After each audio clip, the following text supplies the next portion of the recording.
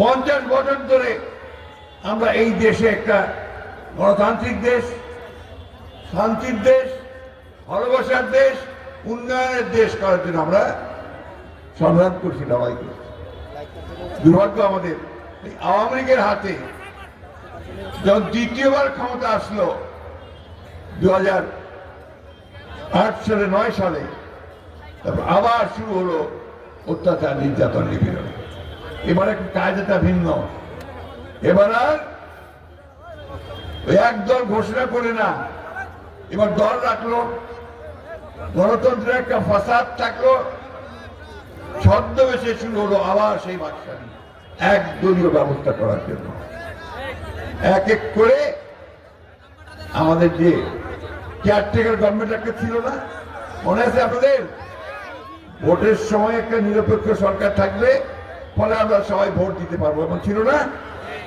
আমরা 3 বার ওইটাতে ভোট দিয়েছি, খুব ভালো ফলাফল পাইছি। দুঃখের কথা, আওয়ামী লীগ আসার পরে 2012 সালে সেই ব্যবস্থাটা বাদ দিয়ে দিল। ব্যবস্থা কি করলো? যে দলীয় সরকারের অধীনে নির্বাচন হবে, অর্থাৎ আওয়ামী লীগ ক্ষমতায় থাকবে আর নির্বাচন হবে, ভোট হবে। এখন শিয়াল যদি আপনার মুরগির খাঁচার মধ্যে ঢুকায় দেন, তাই তো করছে। আওয়ামী লীগ ঢুকছে আর কাউকে ভোট দিতে দেয় নাই, একাই সে রাজা হয়ে বেড়ে গেছে, তাই না? এবং আমরা 3 বার ভোট দিতে পারি না। আমাদের ছেলে তো ভোট দিয়ে দিয়েছে, এখনো জানে না। ইয়াং ছেলে যারা আছে ভোট দিয়েছ, ভোট দিতে পারছো? গত 15 বছর ভোট দিছ, ভোট হয়েছে, কিন্তু 3 বার ভোট হয়েছে। আমাদের আওয়ামী লীগের ভাইরা তারা ভোটটা নিয়েছে, বলে দিয়েছে তোরা আশীর্বাদ দরকার নাই, দিয়ে দিন। স্লোগান ছিল তখন, আমার ভোট আমি দেব, তোমার ভোটও আমি দেব। ওইভাবে খালি সিল মারিছে আর আপনার নৌকা ঘোষণা করে দিচ্ছে, তাই না? এমনকি আপনাদের চেয়ারম্যান মেম্বার ইলেকশনও তাই হয়েছে। এই যে ভোট ব্যবস্থা শেষ করে দিল, মানুষ আর পছন্দ মতো ভোট দিতে পারলো না, এটা আওয়ামী লীগ সরকার করছে। এটা একটা দিক, আমার ভোটের অধিকার কেড়ে নিল।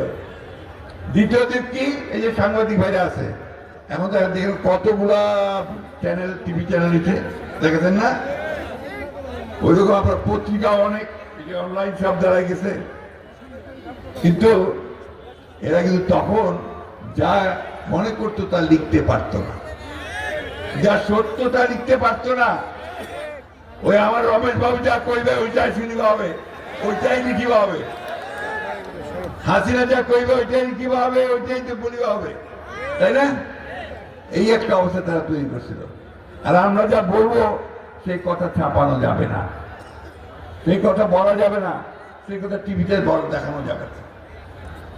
এই করে আইনও তৈরি করলো যে ডিজিটাল সিকিউরিটি অ্যাক্ট। আমি কথাগুলো আপনাদের বলছি, একটু বোঝা দরকার ভাই। এখন একটা দাবি উঠছে না যে আমরা এই একাই সব করে ফেলছি, আর আমরা 15 বছর ধরে আমরা মাইর খেলাম, মামলা খেলাম, আপনার গায়েবী মামলা হলো, আমাদের বিরুদ্ধে মামলা করে এখনো আমাদের বহু ভাইকে আদালতে যেতে হয়, কোর্টে যেতে হয় না? চিরারঙের ভাইয়ের লোকেরা আছেন, হ্যাঁ, যাওয়া হচ্ছে না, কোর্টের যাওয়া হচ্ছে না, হচ্ছে না, নাই কয়েন না কেন যাওয়া হচ্ছে। বন্ধুগণ, ঠাকুরগাতে, এই ঠাকুরগা সদরে 7,000 আসামি আর 100-এর উপরে মামলা। আর সারা দেশে 60 লক্ষ মানুষের বিরুদ্ধে মামলা দিয়েছে আওয়ামী লীগ। 60 লক্ষ, 700 মানুষকে গুম করে দিয়েছে। এই যে আমার মা বোনের এখন আছে।